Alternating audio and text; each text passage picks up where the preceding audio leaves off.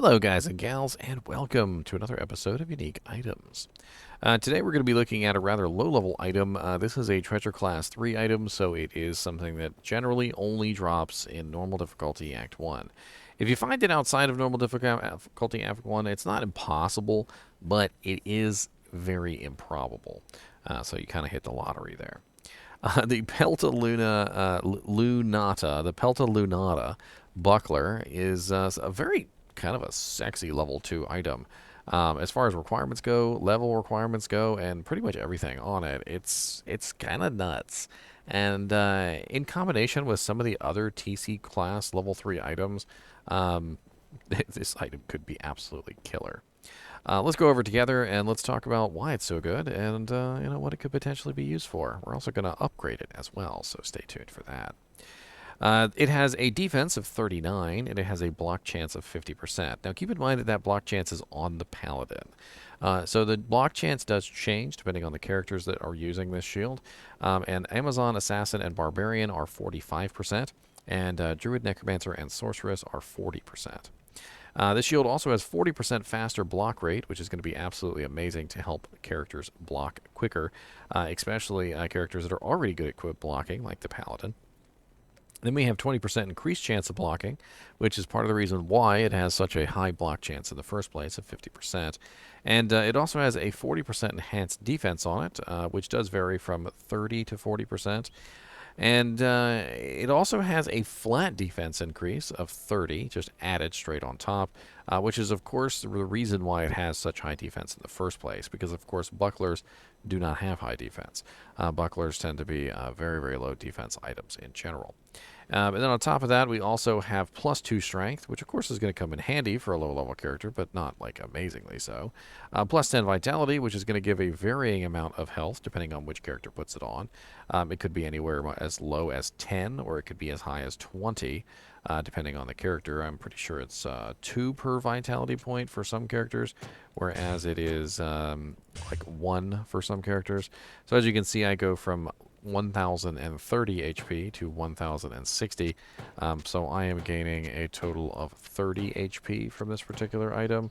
And I'm trying to make sure I don't have any like plus bonus max life items on, which I don't think I do. But in general, as you can see, it's going to be a variable amount depending on your character. We also have energy, a +10 energy, which is also going to be very nice, and also is a variable amount depending on your character. As you can see, I go from 223 to 238 with this paladin. And depending on, like, for instance, if it was a sorceress, you're going to get more mana, or if it's something like a barbarian, you're going to get less.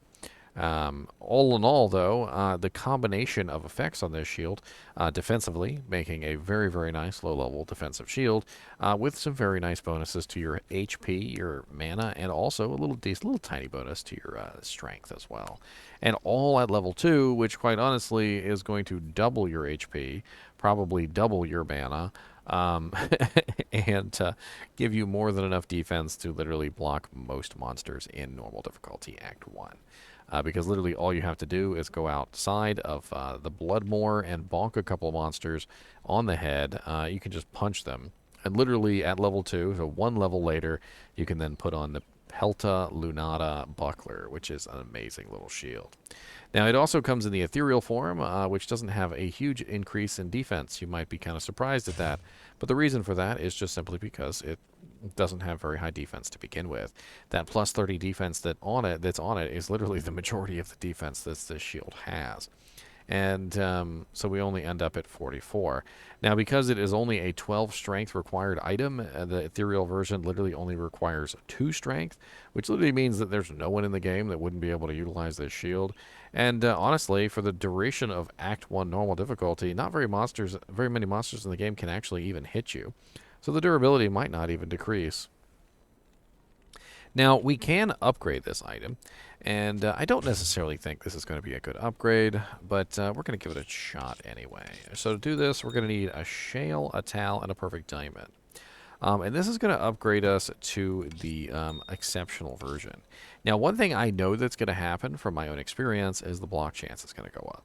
The defense will go up quite nicely, and the smite damage will also go up, which is one of the reasons why I display these on paladins. As you can see, the smite damage on this particular shield is 1 to 3.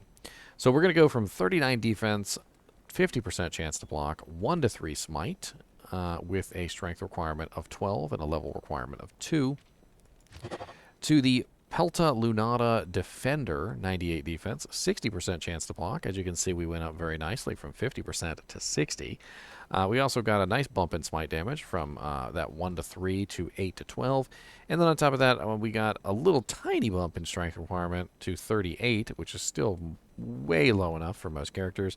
And we only went up to level 27. The ethereal version, of course, can be upgraded as well from 44 defense, 50% chance to block, 1 to 3 smite, 2 strength required, level 2, to 119 defense, 60% chance to block, 8 to 12 smite damage, 28 strength, level 27. As you can see, it's not exactly a bad upgrade. Now, there are definitely better shields that you could be using by the time you get level 27. You could be using an Ancient's Pledge for massive amounts of resistances. You could be using a Saigon's for +1 to skills. But it's still a halfway decent shield, and it could definitely help you block. I do think that the durability at 80 is a decent amount of durability, so it should last you for quite some time. The ethereal version, of course, isn't going to be really very much use later on in the game because it will break relatively quickly. Now, you could put this on a Act 3 mercenary just to give him some extra stats, but do keep in mind that they don't have vitality and they don't have energy. So the only thing he's going to get is the +2 strength, and he also doesn't block. So the faster blocking, the increased chance of blocking is also wasted on him. So I can't really see a lot of good use case scenarios there for Act 3 mercs. Now, we can upgrade this a third time to the elite form, and this is probably not a good idea. This is Lemco Perfect Diamond. And this is really not going to give us the desired result we want. But interestingly enough, the block chance will continue to increase because the elite version has even higher block chance than the defender. So we are going to be going from 98 defense, 60% block chance, 8 to 12 smite damage, level 27 with 38 strength requirement, to a Pelta Lunata Heater of 182 defense, 72% block chance. As you can see, a pretty massive block chance bump from the original 50% to a very sexy 72%. 16 to 30 smite damage, so not really that great on the smite damage, but definitely a lot better than the 1 to 3 that originally was. 100 durability now instead of 80, 77 strength, and level 55. So as you can see, a very nice bump into a higher block chance. However, it still doesn't offer any of the elite and sort of options that people tend to look for, which is very nice resistances, an additional effect like Deadly Strike or something like that, as well as damage reduction, like physical damage reduction. So it's not really going to be a good option for an endgame shield. But as you can see, it does not upgrade poorly to level 55 with 77 strength and 72% block chance. The ethereal version also upgrades very nicely from 119, 60% block chance, 8 to 12 smite damage, 28 strength, level 27, to 235 defense, 72% block chance, 16 to 30 smite damage, 67 strength, and level 55. Now, the other interesting thing about Pelta Luna is it does have a very pretty appearance. Let me see if I can go back to the screen here so you guys can see the appearance. It just has a very pretty appearance. And for a level 2 shield that you can put on a rather low-level character, it's probably one of the sexiest items you're going to be able to put on them at any given point. Now, upgrades aside, Pelta Lunata is still probably one of the best level 2 shields that you can put on just about any character. And let's take a look over at Silas Pen, and let's see where we could potentially find ourselves a Pelta Lunata if we wanted to get our hands on one. So since this is a relatively low-level item, we're also going to assume relatively low-level amounts of Magic Find. So we're going to do about 50% Magic Find, which I feel like is already a little too high. And we're going to go to the bosses, and we're going to look at what our best options are. So as you can see, Andariel 1 in 1,560, Blood Raven 1 in 1,788. So there's a very good chance you could get one from normal difficulty Blood Raven with very little amounts of magic find. In fact, if you wanted to farm one, it seems like Blood Raven might be your best bet. We also have Griswold can drop it, so that's a pretty easy farm as well. Griswold, Bloodraven, and Andariel are all really good choices there. Let's check our super uniques, and looks like we are Cold Crow, Bishy Bosh, Bonebreaker, Corpse Fire. These are all low-level uniques in normal difficulty Act 1. Cow King in normal apparently can drop it pretty decently at 1 in 575. Pitspawn Foul Dog, he's in jail level 2. Not exactly easy to farm, but he's there. Rockanishu, Treehead Woodfist, the Smith. We already talked about Griswold, the Countess, Bonash. I mean, just in general, as you can see, the lower level monsters have the better chances, but normal difficulty Act 1 is your place. So your best bet is probably just to farm Cold Crow, Bishy Bosh, Bonebreaker, Corpse Fire, maybe even Rockanishu, Treehead Woodfist, and then of course you can also do the Countess for some runes. But it looks like the Countess has a pretty crappy drop chance. And then on top of that, we also had Blood Raven. So, I mean, if you ran Cold Crow, Bishy Bosh, Bonebreaker, Corpse Fire, and Blood Raven, there's a very good chance you would probably end up with one eventually. Especially if you had a lot more Magic Find, because if you were running like 400% Magic Find, you notice that our drop chances get pretty nice, as low as 1 in 255. And same thing with the bosses. I mean, even Blood Raven has a pretty good chance at 1 in 997, so not bad at all. When it comes to these lower level TC class uniques, you may have never actually seen them because, quite honestly, they're just kind of rare.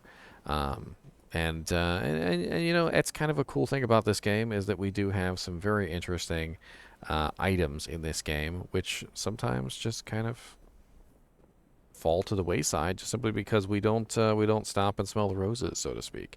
In other words, if you skip past normal difficulty Act 1, you just rush past it, like maybe your friend throws you the Andariel waypoint, you kill Andy and move on, you might never ever see any of these low-level uniques because you don't kill any of the monsters in these low-level zones to get your hands on them. Anyway, as always, I do appreciate you guys and gals watching my videos, even when we were talking about low-level items that have literally only 2 strength requirement. And as always, if you want to keep watching, be sure to hit that subscribe button.